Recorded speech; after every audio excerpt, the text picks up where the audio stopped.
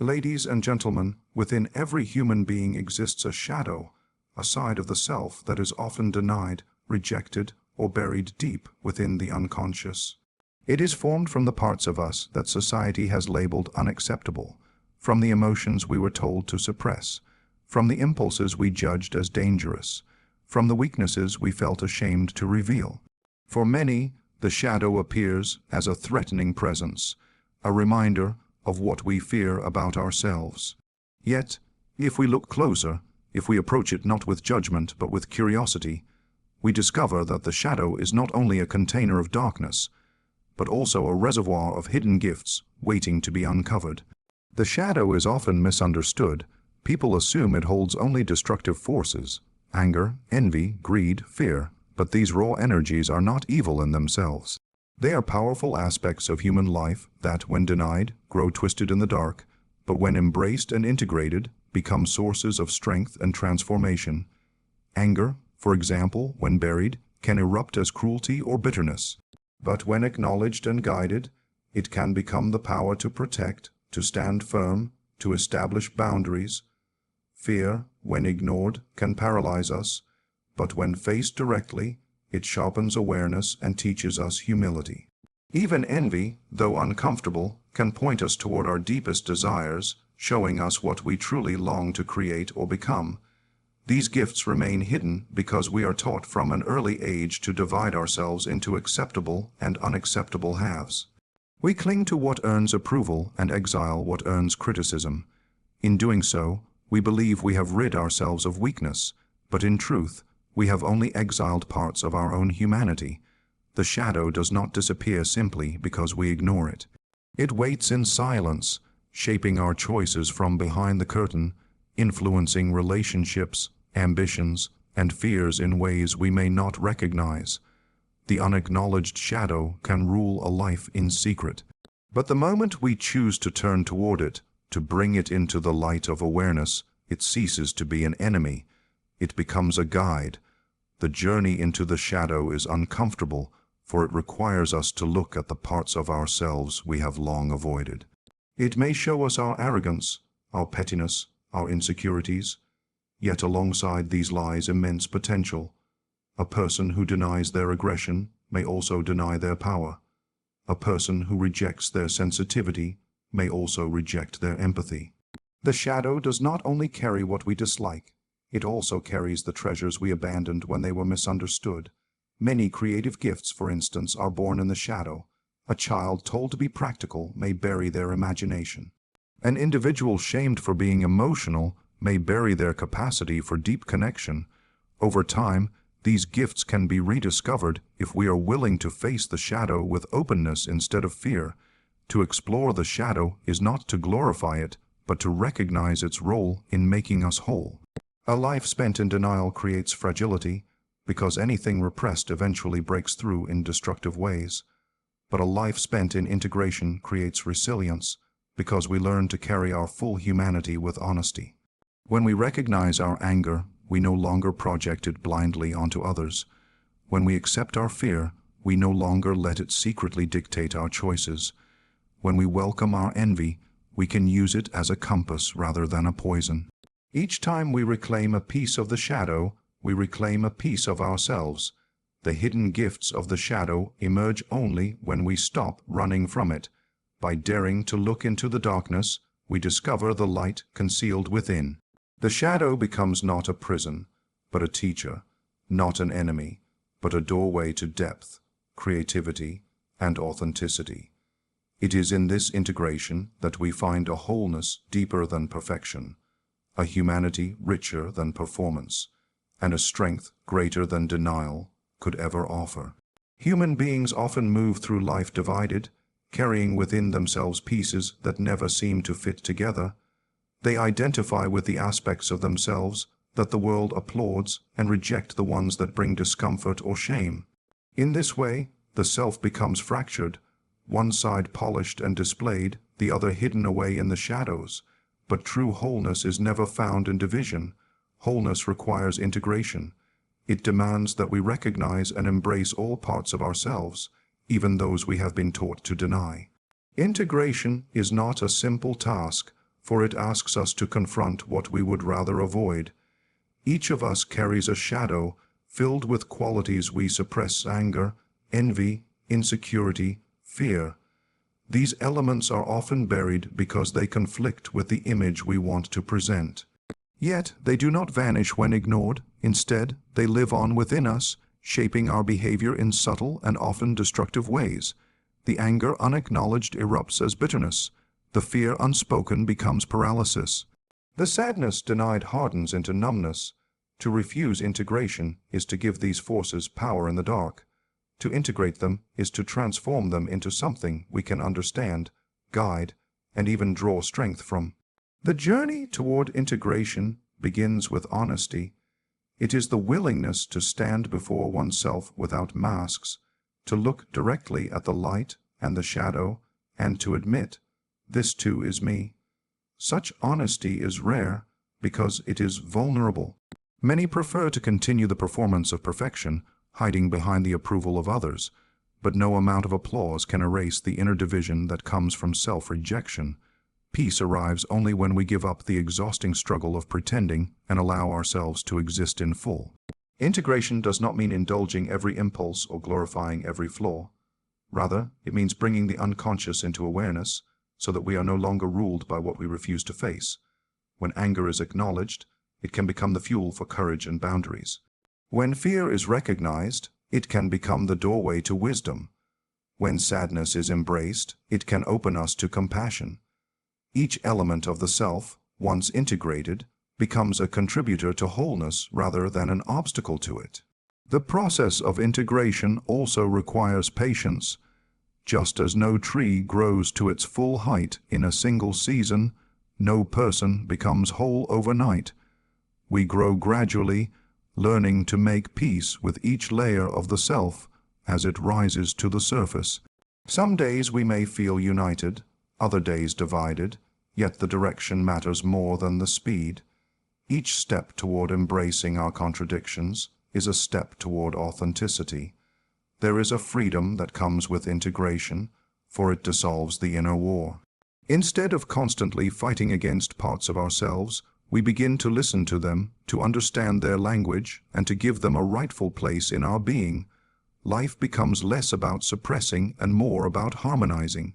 In this harmony, we discover a strength that cannot be found in fragments. The integrated self is resilient because it does not fear its own depths.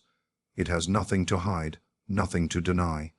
It stands as a whole, and therefore it stands unshaken. Wholeness requires integration because the self is not meant to live divided. Just as a river gains strength from all its tributaries, we gain strength by uniting every part of our inner world. To reject parts of ourselves is to weaken the flow of our being. To integrate them is to unlock the full current of our existence. The work may be difficult, but it is the work of becoming fully human. And when we achieve it, we no longer live as fragments chasing completion. We live as a whole, rooted in the truth of who we are. Every human being carries within themselves thoughts, feelings, and impulses that are uncomfortable to confront. From an early age, we are taught what is acceptable and what is not. We are rewarded when we show traits that society approves of: obedience, politeness, discipline, and punished or shamed when we reveal the parts of ourselves that do not fit neatly into these expectations. Over time, we learn to hide certain emotions, to bury certain desires, to silence certain truths. This act of pushing parts of ourselves into the depths of the unconscious is called repression. And while it may appear on the surface as control, order, or even virtue, repression never eliminates what is hidden. Instead, it drives those parts inward, where they begin to shape us in ways we cannot see. What is repressed does not die, it lingers, and in its silence it creates inner conflict. Repression builds an invisible wall within the psyche, dividing us into what we show and what we conceal. On one side stands the persona, the polished image we present to the world, the smiling face, the capable worker, the agreeable friend. On the other side lies everything denied: anger, fear, envy, grief, passion, and even joy. The split creates tension because the self is meant to be whole. The exiled emotions do not vanish simply because we ignore them. They press against the walls of consciousness, demanding recognition. When denied long enough, they erupt in unexpected ways. Outbursts of anger, moments of anxiety, deep loneliness or self-sabotaging choices. What appears to be random or irrational is often the voice of what has been repressed. The danger of repression is not only that it creates symptoms, but that it divides us from our own truth. When someone represses sadness, they may lose access to compassion. When someone represses fear, they may also repress caution and humility. When someone represses desire, they may repress creativity and vitality. In trying to silence the unacceptable, we often silence the very energies that give depth to life. This conflict manifests as a sense of emptiness, as though something vital is missing, though we cannot quite name it. We may achieve success, gain approval, and fulfill duties, yet inwardly feel restless and incomplete. This is the silent work of repression, an internal war between what we are and what we pretend to be. The more a person represses, the more energy is consumed in maintaining the mask. It takes tremendous effort to keep feelings locked away, to constantly monitor oneself so that nothing slips through. The smile must always remain convincing, the words carefully measured, the behavior adjusted to expectation. Over time, this becomes exhausting. What was once an unconscious defense turns into a heavy burden, draining vitality and leaving the individual weary, anxious, or numb. And yet, many continue the pattern because they fear what might happen if they allow themselves to feel, to speak, to be. But repression does not only harm the self, it also affects relationships. When we repress anger, we may struggle to set boundaries, allowing resentment to build beneath the surface. When we repress vulnerability, we may struggle to form true intimacy, hiding behind a facade of strength. When we repress parts of ourselves, we unconsciously project them onto others, seeing in them what we cannot bear to acknowledge in ourselves. The conflicts we experience with others often mirror the conflicts we have silenced within. Thus, repression spreads outward, shaping not only the inner world, but also the outer life. To recognize repression is not to lose control, but to gain it. Facing what we have hidden does not mean acting on every impulse or indulging every emotion. It means allowing those energies to exist in awareness, so that they no longer govern us from the shadows. Anger can become clarity about injustice. Fear can become caution that prevents harm. Grief can open the heart to connection. By bringing the repressed into consciousness, the inner conflict begins to dissolve. The self no longer wastes energy fighting itself, but learns instead to live in integration. The truth is that repression always divides, and division always creates conflict. The path to wholeness is not in silencing, but in listening, not in denying, but in accepting.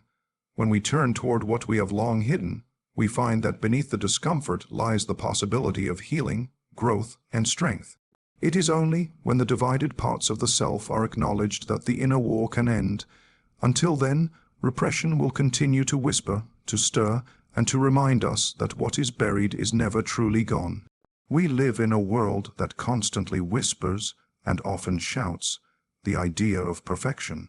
From childhood, many of us are conditioned to believe that our worth depends on meeting impossible standards, being flawless in appearance, unshakable in confidence, endlessly successful in achievement, and perpetually admired by others. Perfection becomes a silent tyrant, urging us to polish our image, conceal our flaws, and chase approval. Yet, the pursuit of perfection does not bring peace. Instead, it traps us in a cycle of striving and disappointment. For no matter how high we climb, there will always be another expectation, another comparison, another way in which we fall short. Wholeness, however, is something entirely different. It does not ask us to be flawless. It asks us to be real. Wholeness begins when we stop measuring ourselves against illusions. Perfection is a moving target, always shifting, always out of reach. Wholeness, on the other hand, is grounded in presence. It is the acceptance of our humanity in all its beauty and contradiction. To be whole is to acknowledge our strengths and our struggles, our light and our shadows, our moments of grace and our moments of failure.